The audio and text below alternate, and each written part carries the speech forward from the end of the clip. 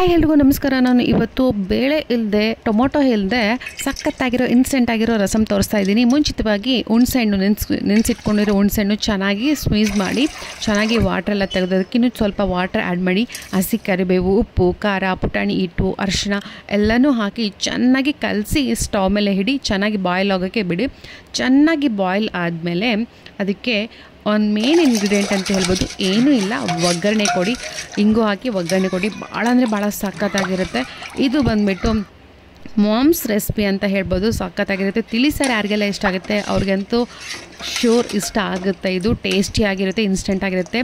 ಆರಾಮಿಲ್ಲದೆ ಇದ್ದಾಗ, ಹುಷಾರಿಲ್ಲದೆ ಇದ್ದಾಗೂ ಈ ರೆಸಿಪಿ ಭಾಳ ಯೂಸ್ಫುಲ್ ಅಂತ ಹೇಳ್ಬೋದು. ನೀವು ಟ್ರೈ ಮಾಡಿ ನೋಡಿ ಹೇಗಿದೆ ಅಂತ ಕಮೆಂಟಲ್ಲಿ ಹಾಕಿ.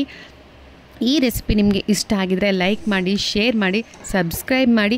Thank you for watching all. Thank you so much. ನೋಡಿ ಸಖತ್ತಾಗಿದೆ.